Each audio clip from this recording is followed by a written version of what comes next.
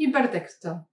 Dijimos que en esta materia íbamos a abordar el fenómeno comunicacional, algo que hicimos a través de diferentes teorías que nos permiten constituir distintos modelos teóricos que justamente recortan ese fenómeno complejo y lo convierten en un objeto de estudio accesible. Cuestionamos en las teorías más tradicionales la idea de unidireccionalidad en la comunicación y también ese carácter monológico que tienen algunas de las entidades y los objetos que componen el esquema comunicacional. Hasta aquí hemos cuestionado la idea de emisor, que reemplazamos por la de locutor y enunciadores, la de receptor, que ampliamos para considerarlos auditorios, y también cuestionamos la noción de contexto, que dijimos, según Van Dijk, que no es necesariamente solo material y social, sino también es mental, es cognitivo.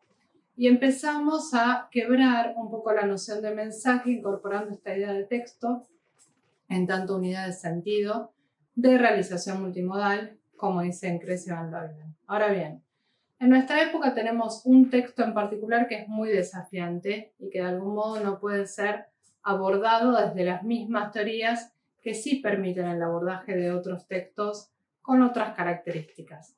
Y hablo del gran hipertexto de nuestra época, que es Internet.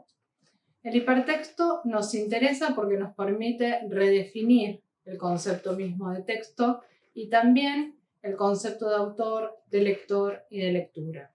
Un hipertexto es, en definitiva, un gran texto compuesto por bloques de palabras o de imágenes electrónicamente unidos mediante múltiples nexos que conectan cadenas, trayectos, recorridos que se vuelven parte de una textualidad abierta, eternamente inacabada.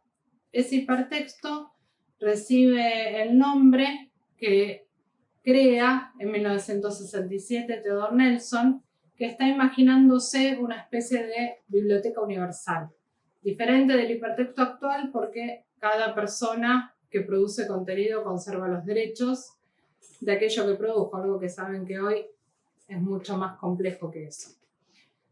El hipertexto funciona a partir de un sistema para escribir, mostrar texto, pero básicamente para decodificar. Codificar y decodificar. No hay texto más complejo en este momento porque la cantidad de programación que se requiere para que el hipertexto funcione es mucho mayor que la que se requiere para utilizarlo. Internet, la red mundial que estamos utilizando cada vez más, funciona a partir de distintos protocolos de transferencia de información que permiten enlazar páginas web y distintos archivos multimedia. En el hipertexto tenemos, según Lando, que es el autor con el que vamos a trabajar este concepto, tenemos tres características: la intertextualidad, la polifonía y el descentramiento. ¿Por qué podemos decir que el hipertexto es intertextual? Porque, en definitiva, explicita las interacciones que todo texto puede producir, ampliándolas mediante la conexión con infinitos otros textos.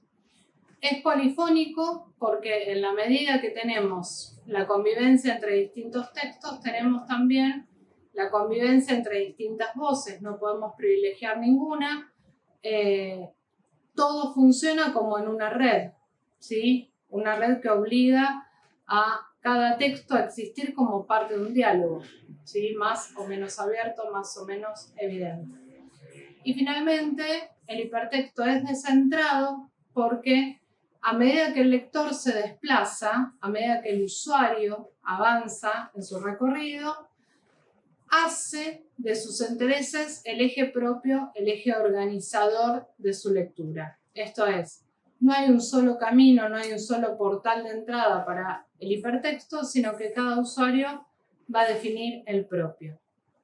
Entonces, el hipertexto será un sistema abierto que permita al usuario construir su propio camino de lectura y que no tiene fin, ¿sí? En un principio el hipertexto continúa creciendo gracias a la posibilidad de añadir nuevos textos, nuevas lexias, tanto para los autores como para los usuarios.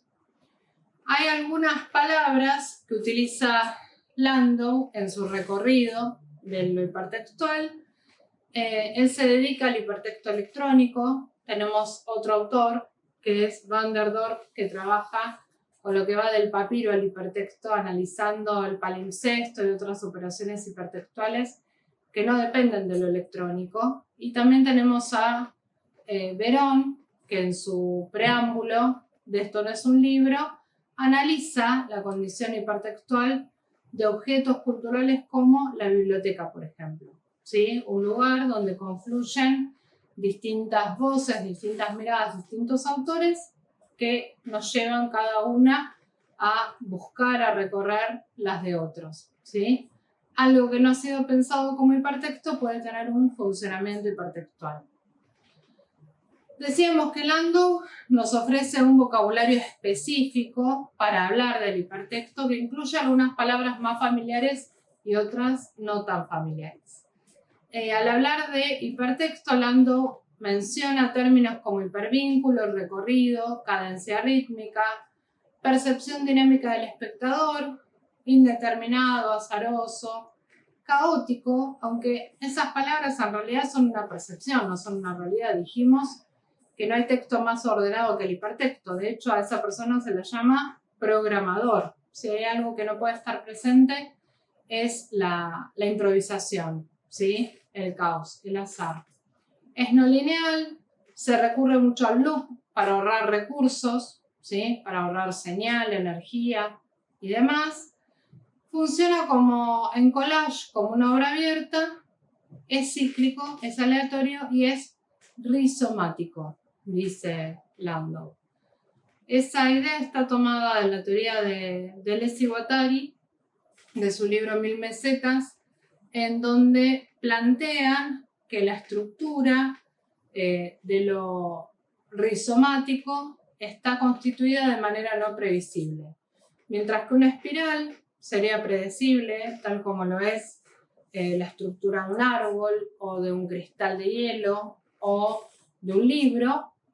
La estructura del rizoma es impredecible, como ocurre con las plantas rizomáticas como el jengibre o con los fractales, porque se rompe la jerarquización del propio paradigma arbóreo, ¿sí? Se rompe y eso deja lugar a un conjunto más complejo en donde los distintos elementos remiten unos a otros sin que ninguno termine de estar en el centro. Todos son potenciales centros de un futuro recorrido, de un futuro uso. Ese va a ser el desarrollo rizomático que tenga el hipertexto en sí. Estamos pensando, decíamos, en el hipertexto en la creación. Luego tenemos el hipertexto en el uso. Nosotros incluimos en el material de trabajo una obra de dos artistas argentinos, como son Diago y Mutis, que prepararon una obra hipertextual para niños que se exhibió hace algunos años en Ciudad de Buenos Aires, que se llama El Elefante, que está pensada para estructurar un intercambio entre lo que hacen los niños en la sala de exposición, que hace que el elefante se silencie para darles la palabra a ellos. Es una manera de hacer una construcción hipertextual, tan válida como ese hipertexto del que habla Verón, que considera que toda biblioteca es hipertextual. Nosotros hemos considerado antes que todo diccionario es hipertextual en la medida que cada palabra es el camino de entrada a una nueva entrada en el diccionario. ¿Sí? Es una manera de construir infinitas conexiones entre las lexias. Más allá de eso, la idea de este encuentro es empezar a pensar que tampoco la noción de texto, aunque sí nos parece crítica y nos parece valiosa, tampoco la idea de texto es suficiente, porque tenemos en nuestra época hipertextos, por ejemplo, que desafían los alcances de esa definición. Es todo por hoy. Muchas gracias.